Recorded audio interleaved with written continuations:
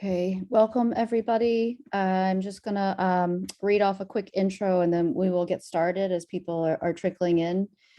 I just wanted to say a disclaimer, by logging on, you are all participating on this call. You're allowing us to record this, and just so you all know, the video will be available in about a month on our website.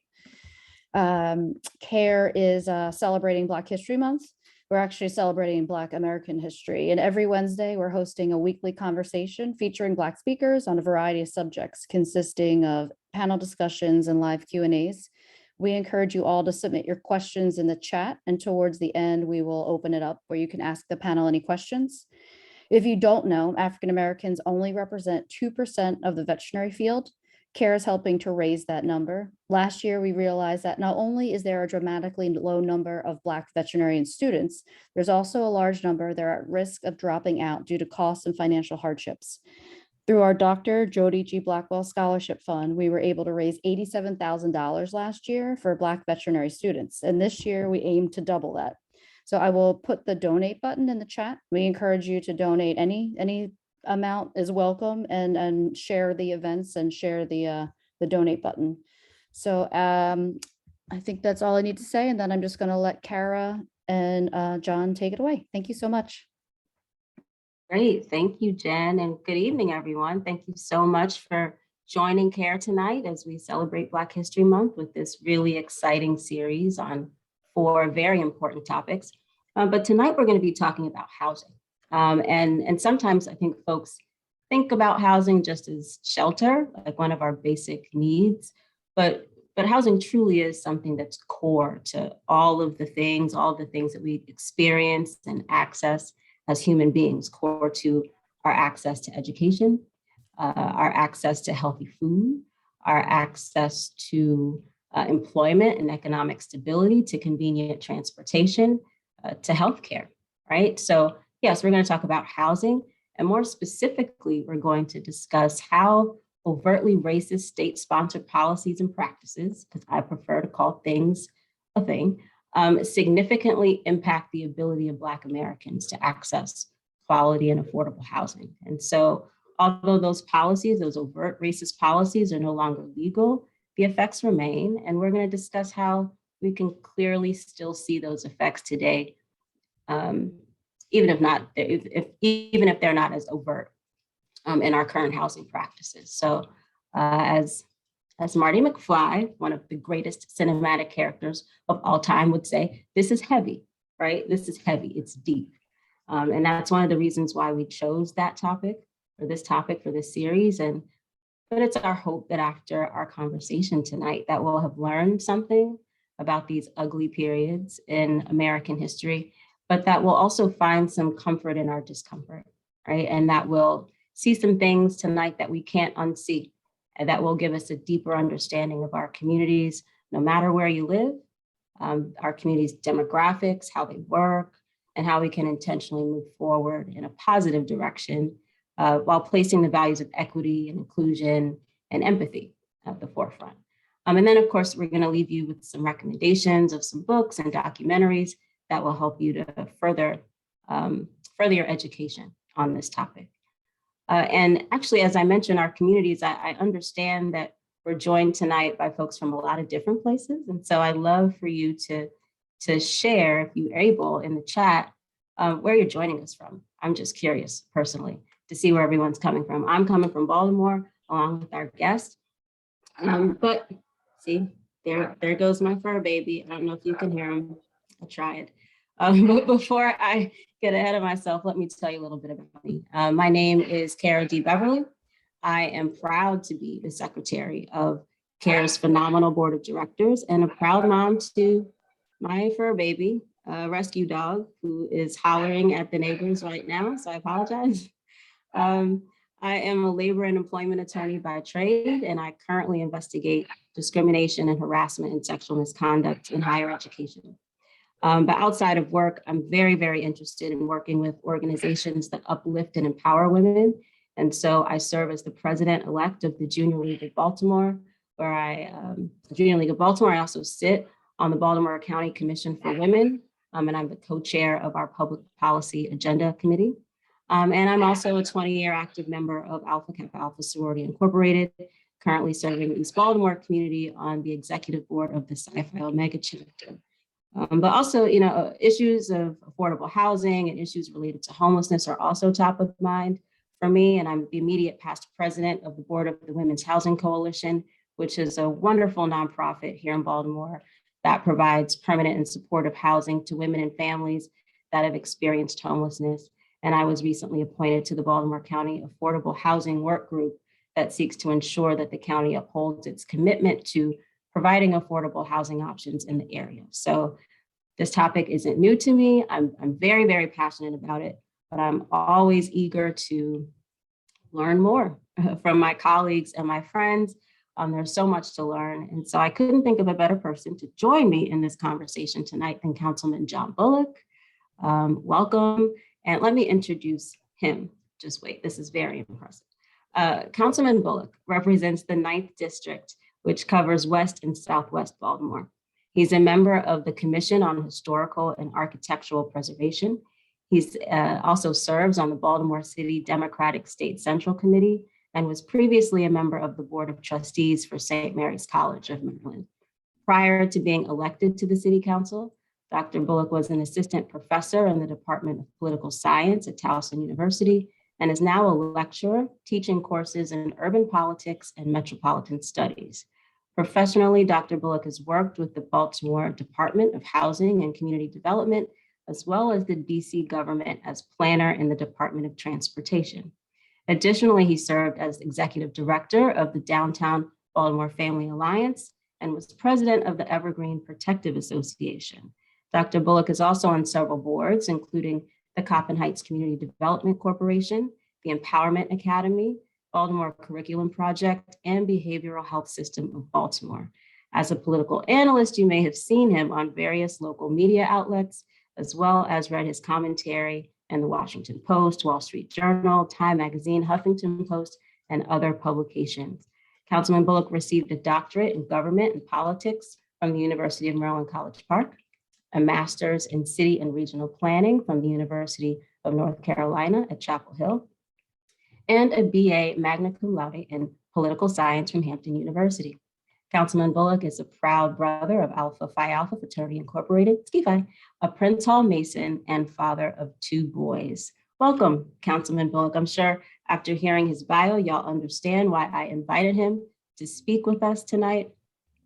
But before we jump into this topic, I noticed that you're wearing something special tonight, Councilman.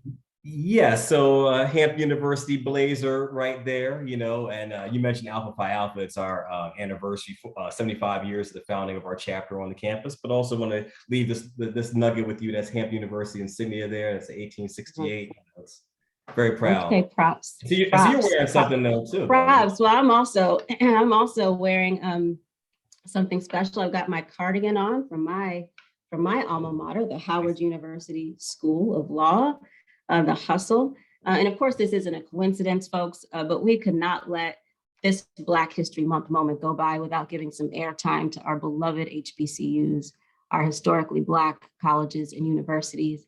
I love my undergraduate institution, Villanova University, go Wildcats, but it was HBCU.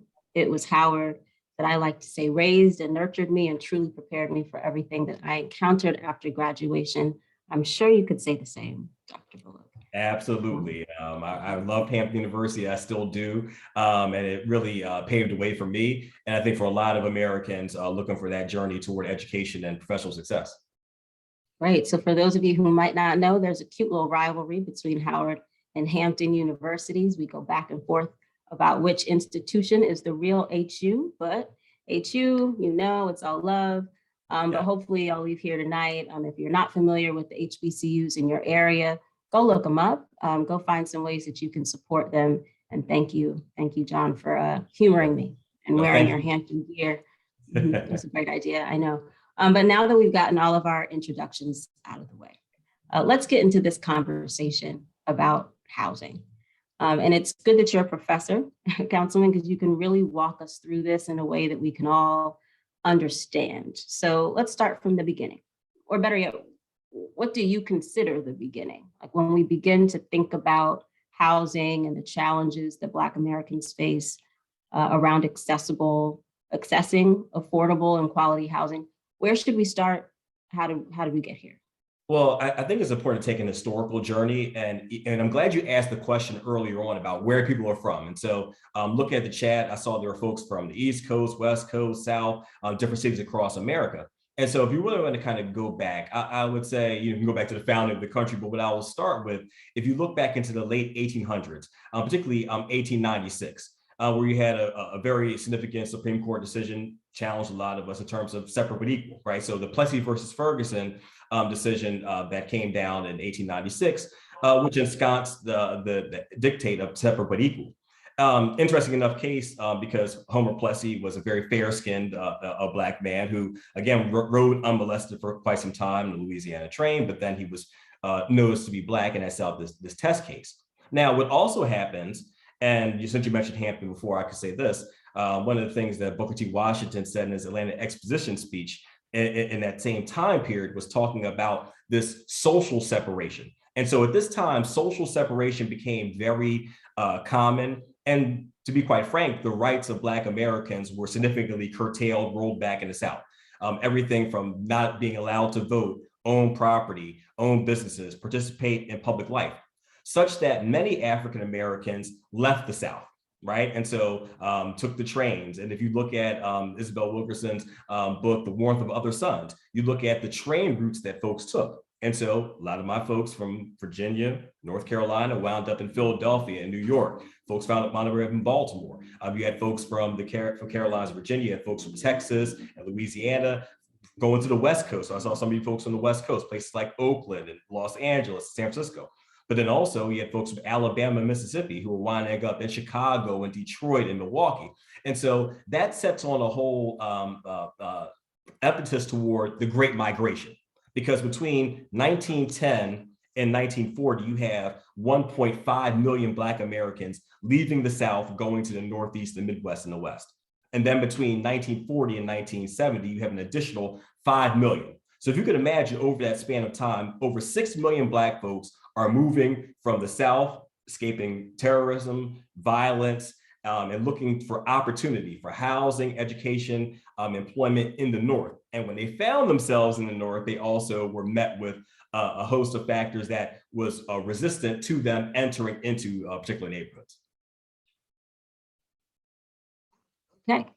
Okay, so we moved from 1896 from Plessy. We've gotten up into Black people moving from the South up. My people came from Mississippi and Georgia, found themselves in Ohio, Pennsylvania, even Virginia and Maryland to some extent. So then what happens next after, we know that people have moved to the North, and I think we talked about this before, and maybe I'm not alone in this, but sometimes when we're thinking about, like you said, Black folks leaving the South, escaping terrorism and the hell, quite frankly, that they were experiencing there, to kind of escape to the North, perhaps being rescued in some ways by some of the economic opportunities that might have been available. And sometimes I personally get surprised or maybe just disappointed when I think about some of the severe racism that was experienced in the North. Like the North was not a panacea, right, for Black folks once they got there. So what happened next for Black folks once that Great Migration happened and they find themselves in these northern cities like Baltimore, like Detroit, like Chicago and other places? Well, certainly we saw a huge resistance, and it was violent in many cases. I will point out to you, for instance, the summer of 1919, referred to as Red Summer.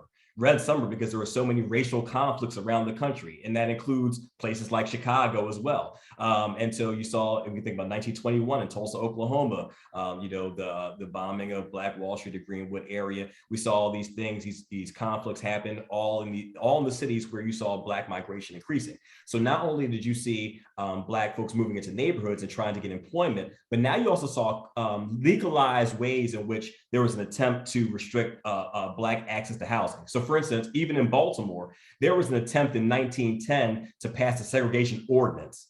And it was challenged in the courts several times. They were able to get one that passed. The Baltimore City Council was able to do this. But those segregation ordinances were struck down by courts. But one other tool that was used in Baltimore and other cities was the restrictive covenant. And so that was a clause in a deed of a property that said this house may not be sold, leased, occupied, conveyed to a Negro. In some cases, said a Negro or a Jew. In some places, said a Negro, a Jew, or Mexican, depending on what part of the country you're in, right? And so there were these methods, not only legal, but also violent means in terms of trying to prohibit Black folks from living in certain neighborhoods. And so this was true. And to your point, also around the North, a lot of folks thought about the North as being the promised land, but when they did find themselves in New York and Chicago and Philadelphia and fill in the blank cities, they still found unequal opportunities for employment, for education, and most certainly housing. Wow. So I think that we probably, at least at this point, can start to wrap our head around the fact that racism and segregationist policies and belief systems were a thing even in the North. So when you talk about restrictive covenants, and when you talk about these policies, what sorts of things, how did that manifest itself, I guess? How did those restrictive covenants and other policies manifest themselves in these cities? Right. So I'll say, the restrictive covenant was something that was birthed in Baltimore. Actually, the house that I'm sitting in right now, that was built in 1927, had a restrictive covenant on it. But what we also saw was there was a process of blockbusting and also of lending. So let me unpack a couple of things. So we do know that in the midst of the wartime years and post-World War II, there was an effort to increase home ownership in America. And that was largely geared toward white Americans. And so we look at some of the policies of the Federal Housing Administration as it related to lending, and it was very much racially restrictive. And so they actually praised the use of restrictive covenants as the surest way to prevent the inharmonious racial groups from being around each other and to preserve property values. And so we look at how lending happened. We also look at the fact that there were many neighborhoods that once Black folks started moving into those neighborhoods, there was a wholesale shift. So I can show you places in Baltimore and around the country that had literally gone from all white to all Black in a matter of years.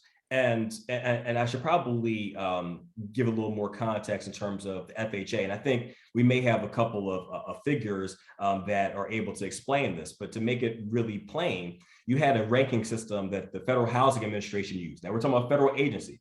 And so they ranked neighborhoods from A, B, C, and D with the color codes of red, blue, yellow, or of green, blue, yellow, and red. And so green, you think about like a stop, like a traffic signal, go, it's great, it's wonderful, go there. Red as in stop, caution, don't go there. And so when you look at these maps, you can see the areas that had any population of Black folks, regardless of their class, education, the housing stock, it was rated as being D, worthless or very unlikely to increase in value. And so those neighborhoods would not be granted those mortgage loan those guarantees. So for instance, the FHA does not provide loans, or at that time, but they guarantee mortgages. And so it brought down the cost and made it possible for lower middle class and working class white folks to get loans in any place in the city and outside of the city in the suburbs, whereas African Americans were restricted in that way.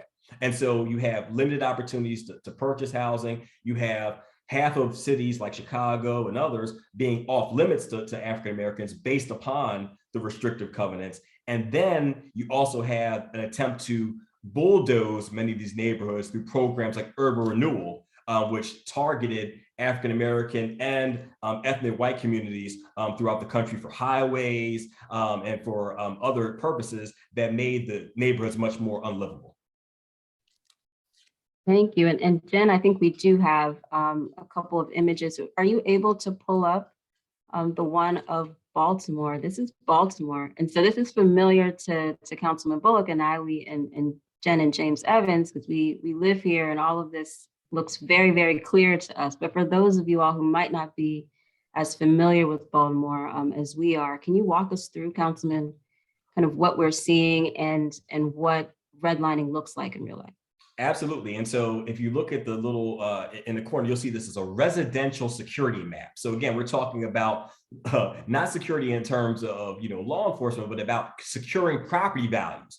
And so if you take a look at the map, some of you who are familiar with Baltimore may have heard this term in terms of some have heard the white L or the black butterfly. If you look at the red sections of that city, those are right outside of downtown. You have West Baltimore, which I represent. You have parts of East Baltimore. But also, if you look further north, in the areas that are green, those are the areas that were homogeneously white. And so we think about places like Roland Park and others that were not only restrictive as it related to African Americans, but also Jewish Americans as well. And so that's a very interesting point.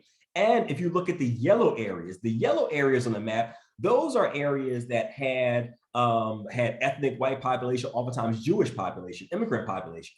And so it's usually the areas that had the red that had black population, regardless of the number, they were ranked red, but they would oftentimes transition into the yellow areas that were predominantly Jewish. And so we see this pattern in neighborhoods of neighborhood change, where you go from white non-Jewish to Jewish to African American, as Black folks are looking to find other areas outside of the initial core where they were able to live. Yeah, and then the legend there, I know it's really referencing again the color scheme, and then also the type of housing in there. And I should also say some of it has to do with housing stock. Some of it's with the age, mostly about the racial dynamics of population within those areas. And we will be, I know some of it's hard to read, some of the legend and some of the things in there, but we will make these images available to all of you afterward. Maybe, is there another visual for Philadelphia? I see in the chat that some of y'all are from Philly. I think we have another image from Philadelphia, if you could walk us through that. And I'm so glad that you mentioned that, because I am in Baltimore. I represent West Baltimore, but I'm originally from West Philadelphia. And so if you know about Philadelphia, we know that there's a significant population of Black folks in South and West Philadelphia. And so you kind of see that on the map as well. And so you look at areas that had a significant Black population, those that also had a significant Jewish population, but also looking at the areas that are green. And we think about areas, if you're familiar with Philadelphia, off City Line Avenue, and we think about some of the communities that were seen as being not only more well-to-do economically, but also more sought after because of the racial exclusivity. And that is unfortunately cooked into the American dream, whether we're talking about Baltimore or Philadelphia, not only parts of the city, but even the suburbs. And there are a number of suburbs that cropped up as a consequence of African Americans moving into cities, the FHA providing loan mortgage guarantees or mortgage loan guarantees outside the cities as well. And so you begin to see this push to outer areas of the city, whereas African Americans tend to be concentrated in particular points. And if you look at, surprise, surprise, look at parts of Philadelphia now, still see a large Black population in West Philadelphia. And if you look at Chicago, for instance, South Side Chicago, West Side Chicago, significant Black population, because the other parts of the city were off limits historically. And so you still see some of those patterns that exist today. Great, thanks for walking us through that. We definitely wanted to share some visuals, because we know that, we can describe this with words as well as we might want to, but when you see it, I do believe that it's a bit hard to unsee, especially if you're familiar with these areas. And we're going to talk a little bit more about that Black butterfly in a second, I think. But you mentioned, I wanted to go back to something that you mentioned, Councilman, about the different groups that were included in those restrictive covenants, specifically Jewish people, I assume, depending on the area, maybe Asian people, maybe even by other religious categories, Catholics, anyone who's other, right? And can you talk a little bit about what the impact has been over time on those groups as well, not just Black people? Absolutely. And so I saw one of the questions in the chat was the color coding the same for all jurisdictions? Essentially, yeah, because now we're talking about, it was initially the homeowner loan corporation, which then morphed into the Federal Housing Administration. And so that ranking system, in terms of the color coding was in place.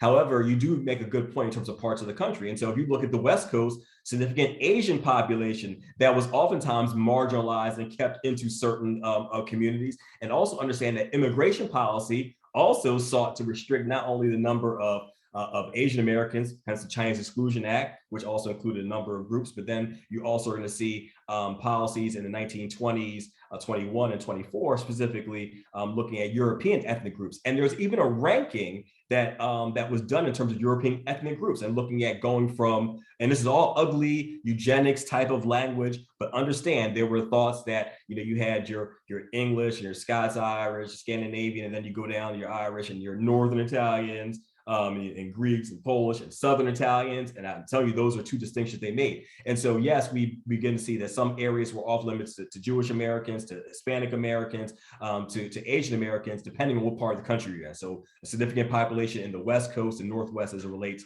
to Asian Americans. And even a state like Oregon also had laws preventing even Black folks from living in the state and being potentially threatened with violence. So the history is unfortunately with us all around the country. I mean, people have time, I guess, but we don't have any visuals to share with you about restrictive covenants. But I assure you, if you Google restrictive covenants, you will be able to see very quickly many examples of what they actually look like and some of the terms and language that was used in them. But, you know, that's pretty dark. But at some point, you know, these policies can't continue, right? You know, and so how are these policies and practices that were, as I mentioned at the beginning, government, state sponsored, state approved in the law, right? Or if not in the law, willfully ignored, you know, by local governments, right? How do these practices become illegal? How are these systemic barriers? How do they start to become dismantled?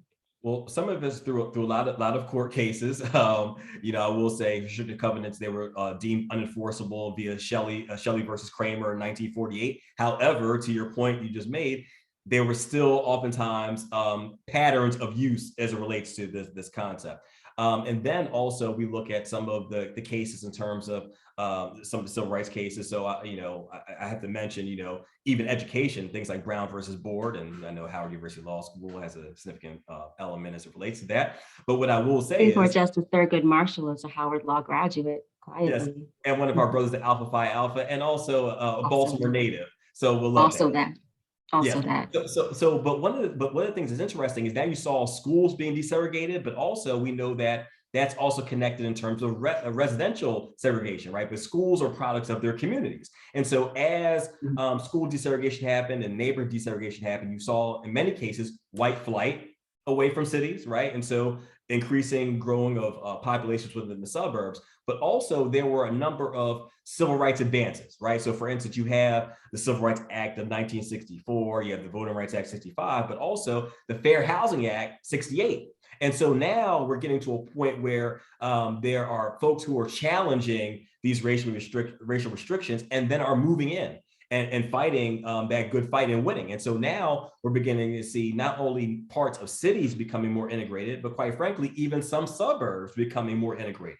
As African Americans or with the financial wherewithal are taking advantage of the opportunity to move into those neighborhoods. But that is still a challenge. Even today, we look at even the resegregation of some suburban communities, the flight that exists, but also I'd be remiss if I didn't mention some of the issues as it relates to service delivery in many of our communities, right? When there's a significant population of African Americans, there are challenges as it relates to not only housing and a service delivery, whether we're talking about trash and recycling and all things that come along with that our tax dollars pay for.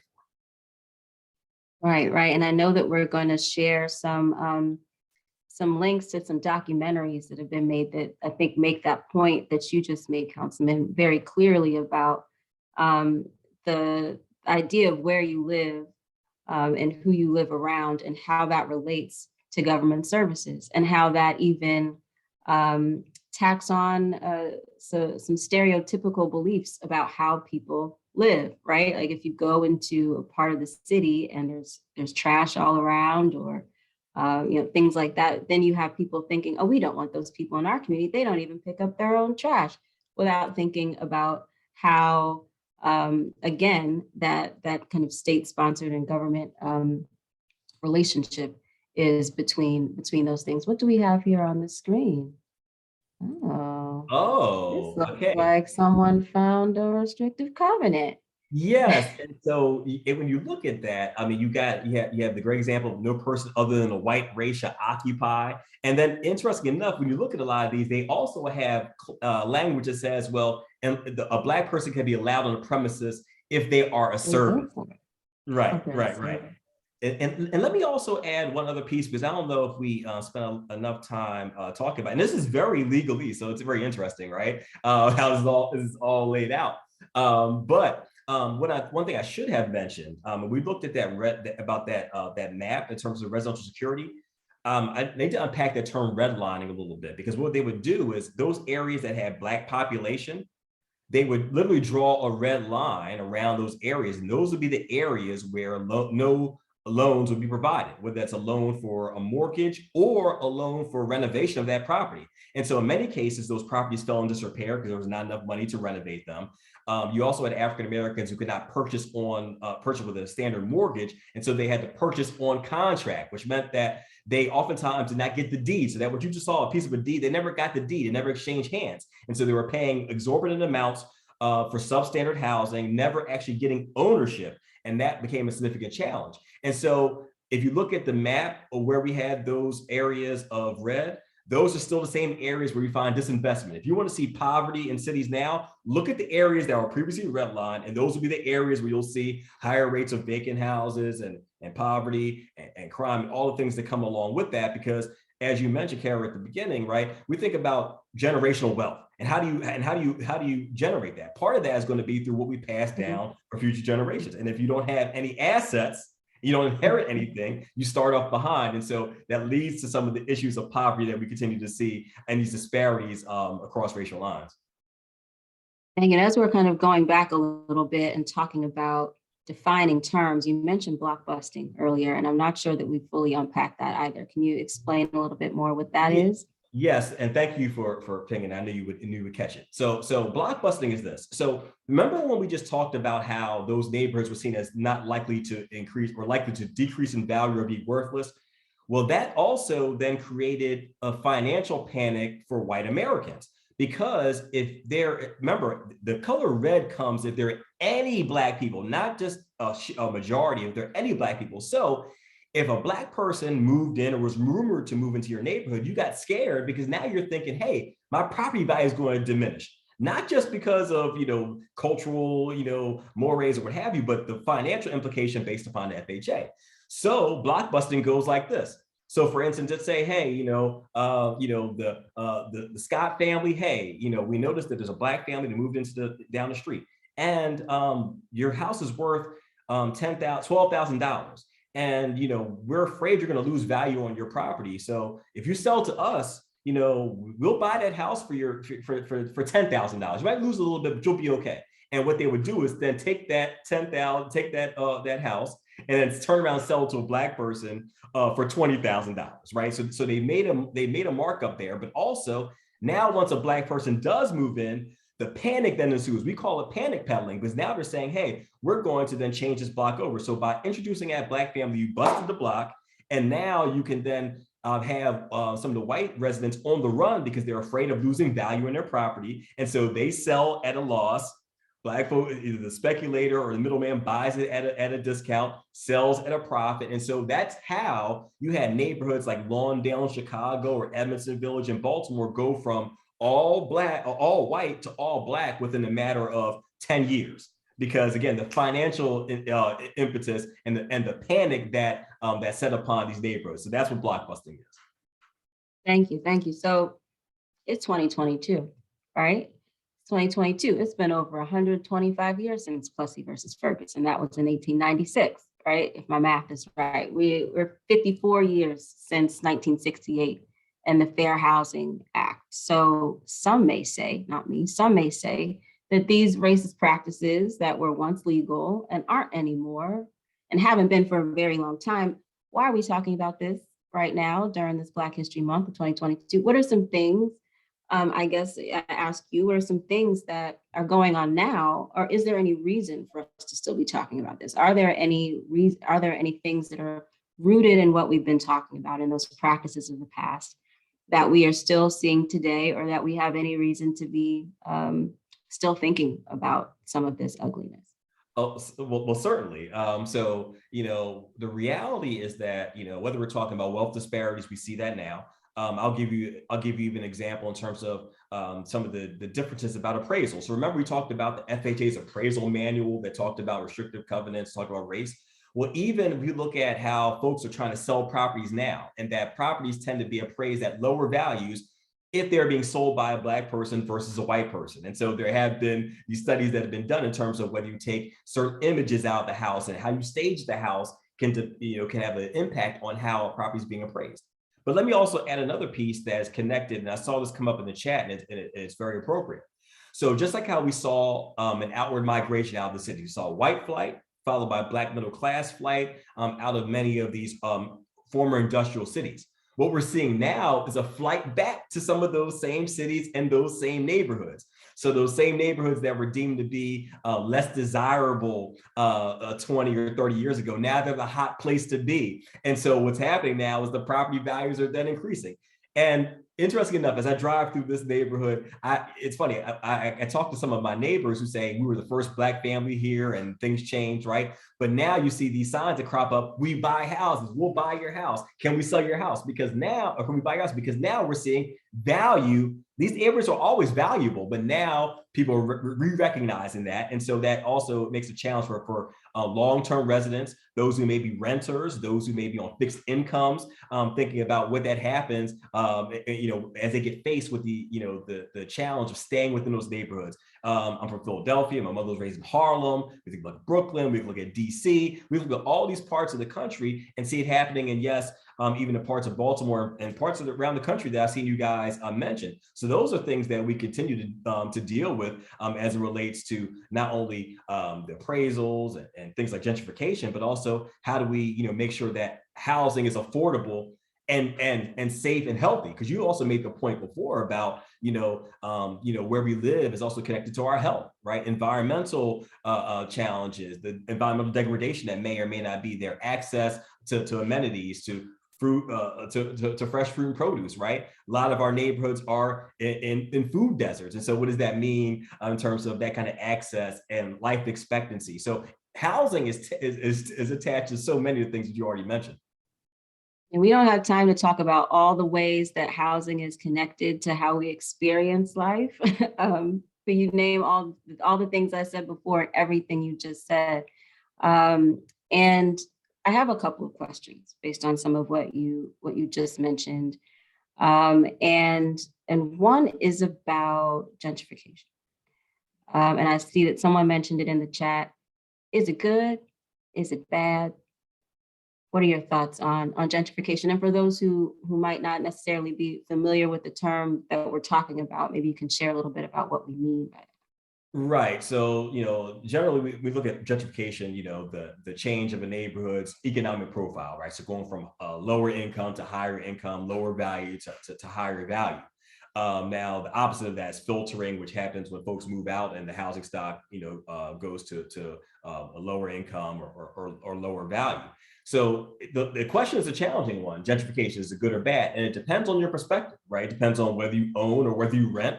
But it also depends on the condition of the neighborhood. So for instance, in some neighborhoods, we see a glut of vacant and abandoned housing. And so some folks are like, hey, we'd love to see somebody come and develop that housing. And especially in a case where no one's being displaced. However, there are cases where then someone has purchased that building that someone's already living in, and now the rents go up and then someone winds up being displaced.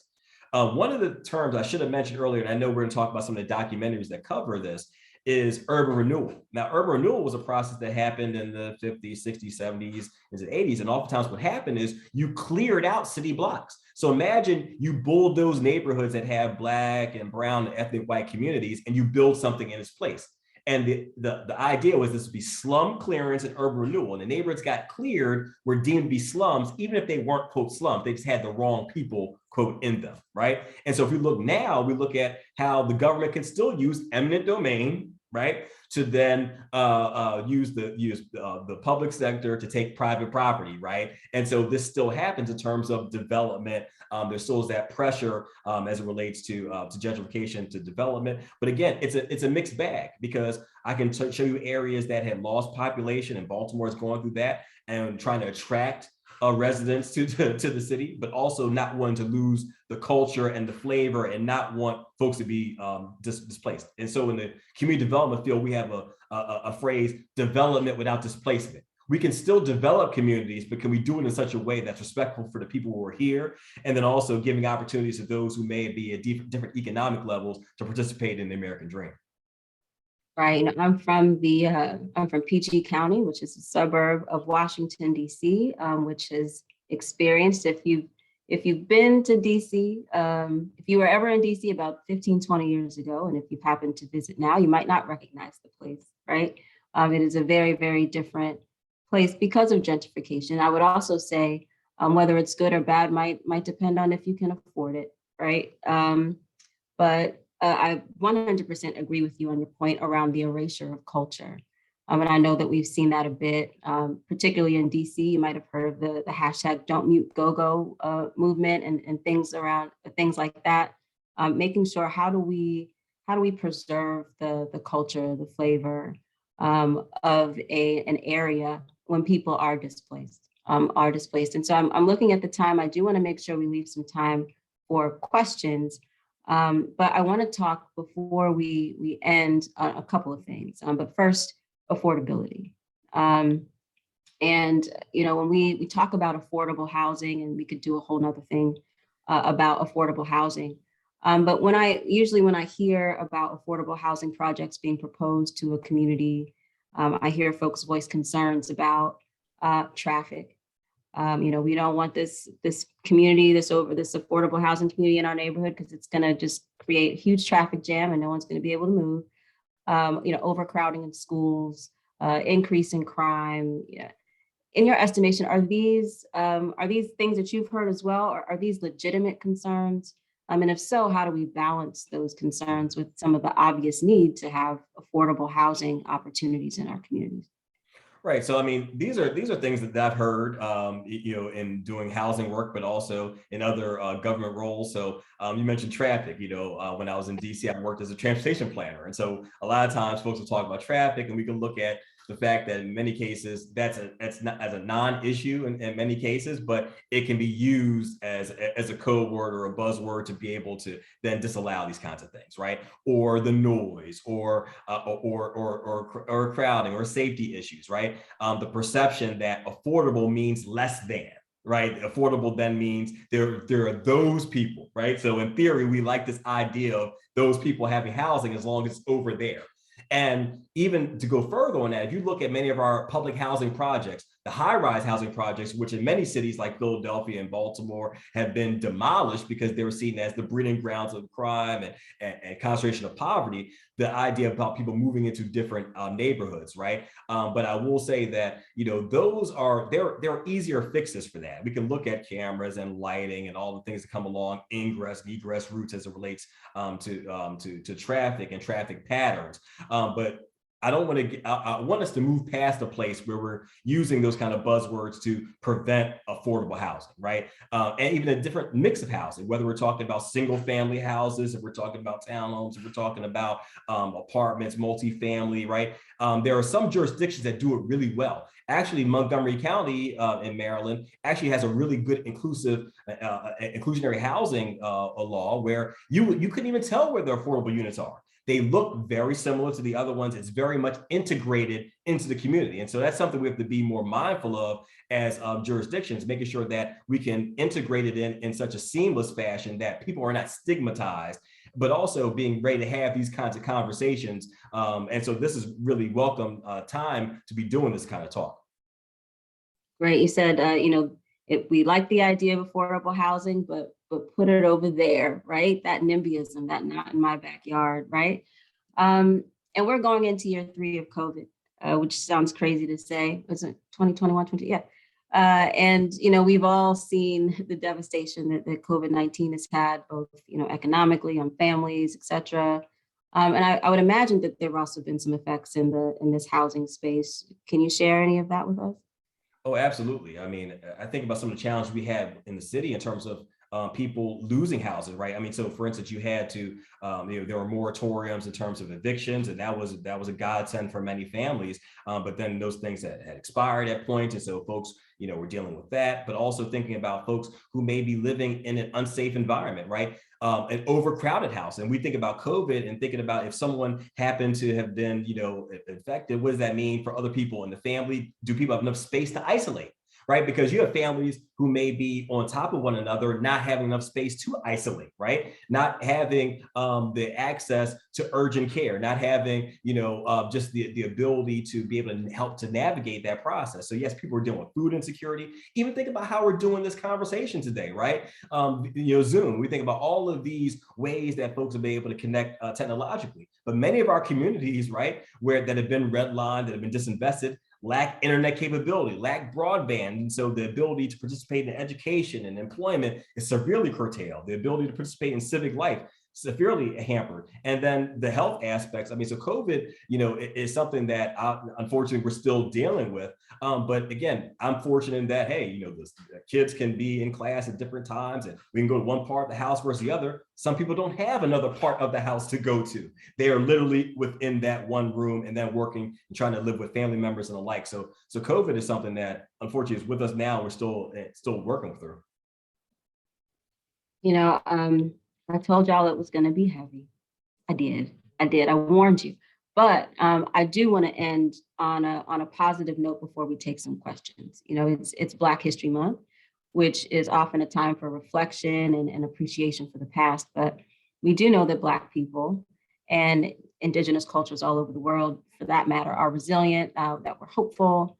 And we also know that there are allies everywhere. I'm assuming that there are many on this call tonight who are dedicated to doing their part, to actively support, to actively help to build healthy and diverse and thriving communities. So Councilman, what are some next steps that you think that we could be able to take, some takeaways that we can all leave here with as we can think about and consider all the things we've learned tonight and go out into our communities? What are some takeaways for us?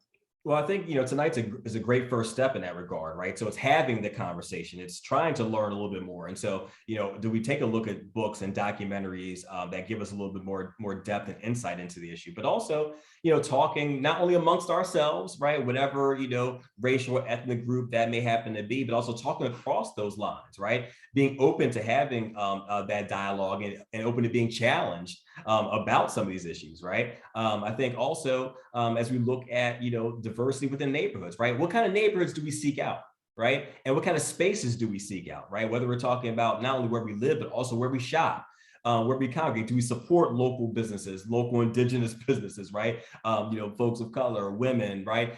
Folks who are non-binary. I think there's a way for us to do this in a more intentional fashion. And so we can look at the fact that we do have folks, and one of the upsides, I would say, we have folks in some pretty high places, whether they be, government administrators and elected officials and educators and legal scholars and other folks who are really doing some work who can help elevate this issue, but also, getting rid of our own prejudices, right? And having, being open to having that conversation and being challenged, right?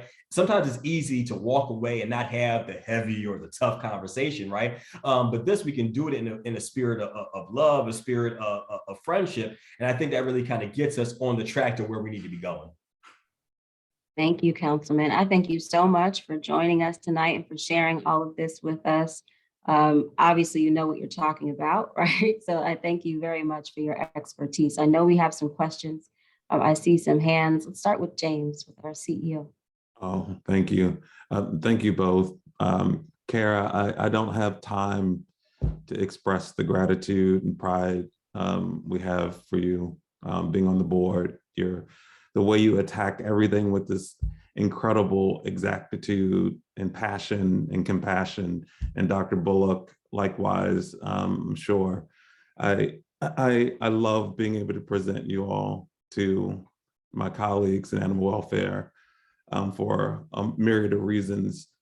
But I have a question for you, but I also want the folks that are mostly from animal welfare contextualize this redlining conversation around things like veterinary care, access to veterinary care, and how that relates to education.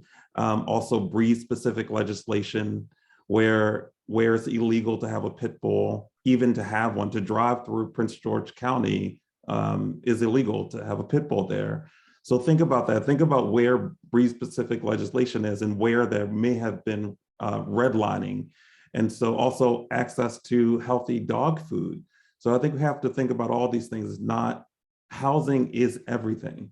It's everything, but specifically to Dr. Bullock, I've read a lot of articles about the difference in Black wealth comparative to white American wealth. Forbes, I think, estimates that Black wealth, median wealth, is only 13% of white median wealth. I'm wondering if you know or have some idea of how much of that deficiency is related directly to housing. Oh, so much of it's related to housing. And before I go on, one thing that you mentioned, it touched a soft spot for me in terms of thinking about animals. So, had a dog for about 15 years, and there was no veterinarian anywhere close to where I was, right? Had to literally drive to the other side of the city, and in some emergency situations, very, very challenging, right? The other part that I would make is that, interesting enough, when new developments come online in the city, oftentimes you see now there's a dog park, now there's this amenity, and I see C.A.R.E here, and not taking them to the university as the dog park. That's a whole other piece. But and to your point around the wealth disparity, yes, housing has so much to do with it, right? So for instance, I tell a lot of my students, right, that two people can have the same income but very different wealth profiles. Because imagine, you graduate from college, you have student loans, or you don't have student loans. You have a parent who can say, hey, this house is yours, you can live in here and there's no rent for you to pay, versus someone who has to then rent an apartment, has to then go through all of those issues, right?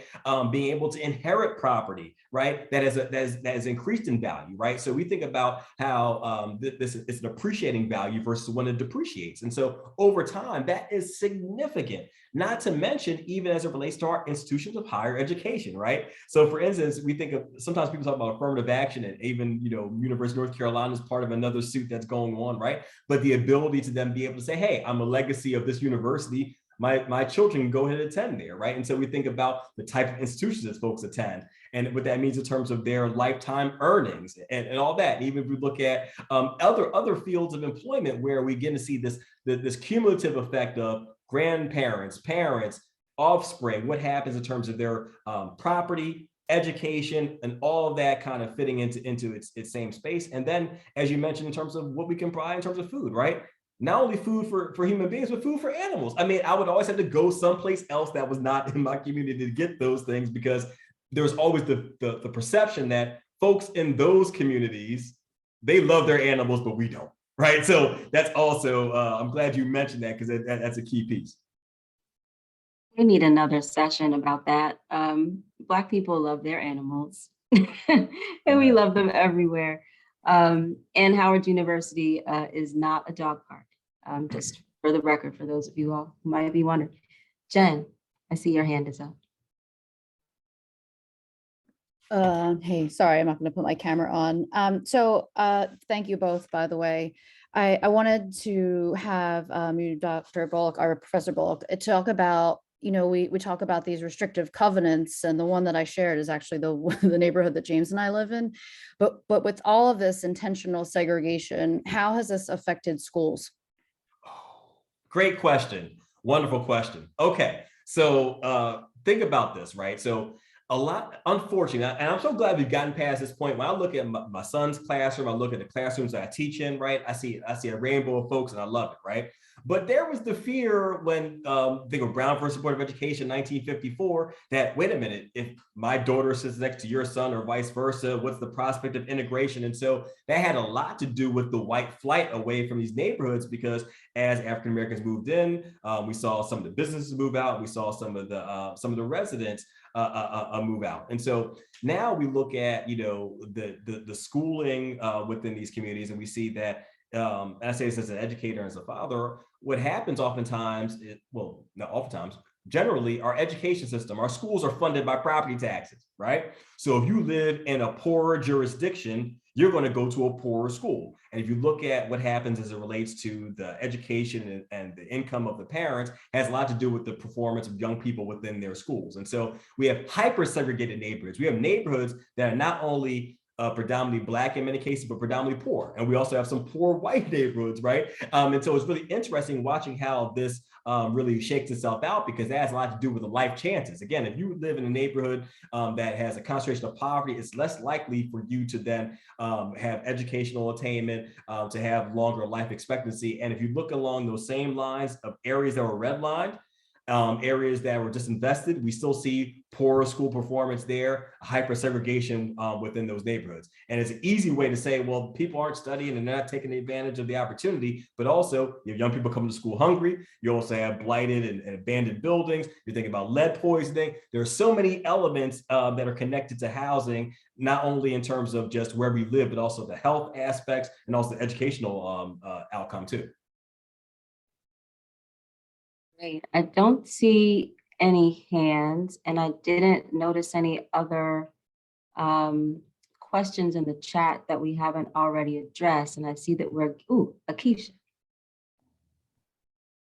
Yes, I'm sorry. I didn't want to raise my hand unless there was somebody else that wanted to go first. But I resonated with so much of this. My family's property was destroyed in urban renewal. We are facing what looks like a block busting situation now in our neighborhood. And, you know, for me personally, we talk about animals.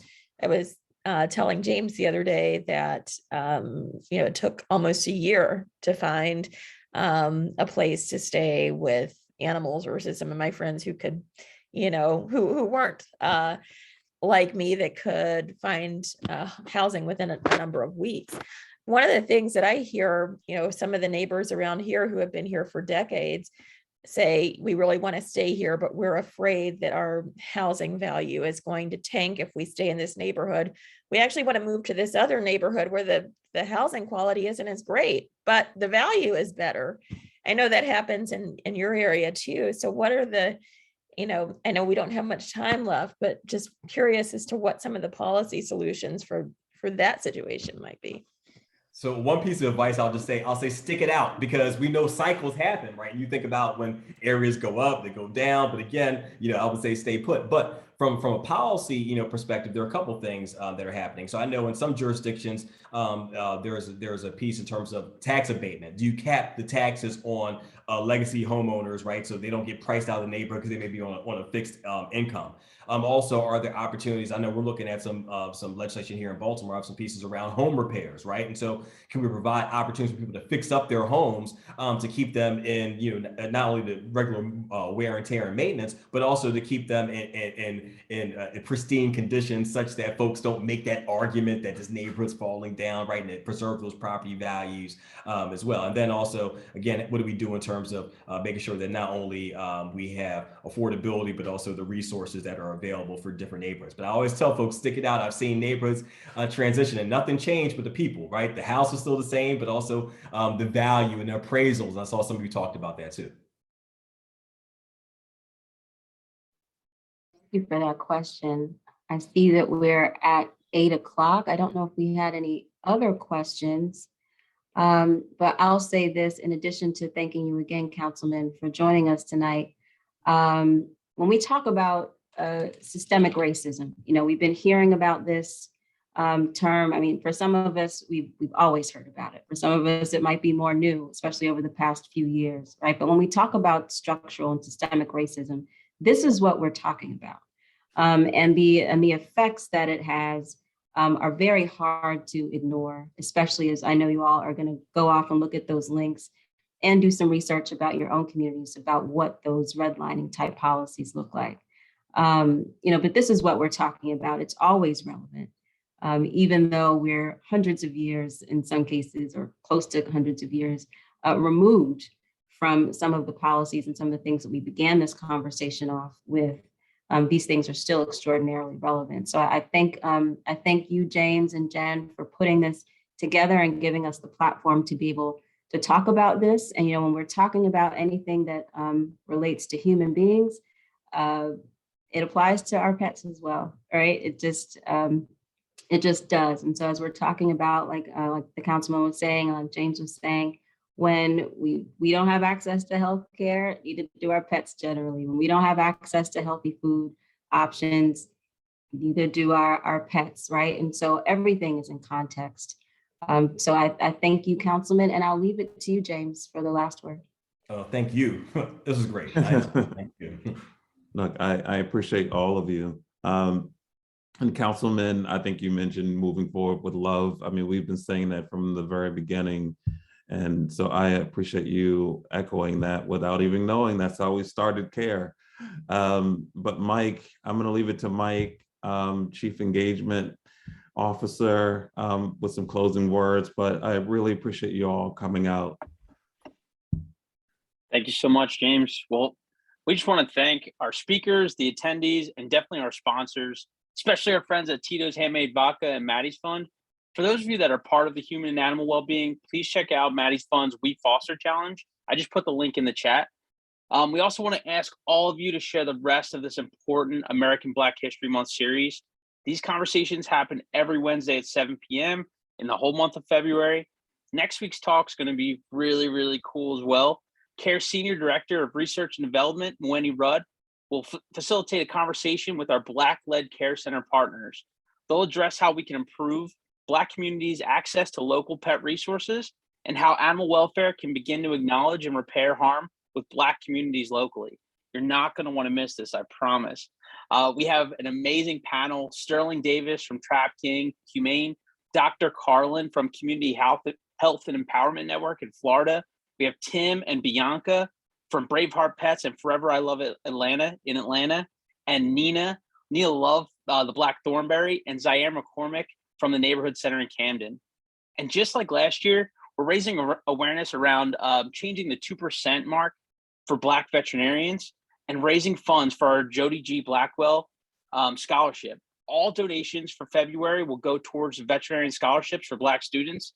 Last year, we raised $87,000. This year, we want to double that. If you want more information on that, please join our circle. To do that, all you have to do is text Black Vets to 52886. I'll put that again in the chat. We have newsletters, monthly Zooms. It's the #1 source for everything CARE. So thank you all so much. We will see you all next week at 7 o'clock. Thank you again to our speakers and attendees. All right, thanks, and we'll see you next time.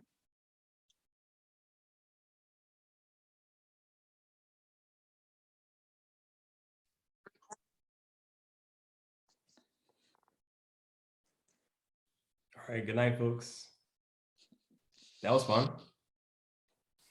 It was. All right. Thank you. C.A.R.E, you got to eat some dinner. I know, I'm going to eat now. Go eat. I promise. Good. I promise. We'll talk to you soon. Thank you both. Thank you, Jen. Bye.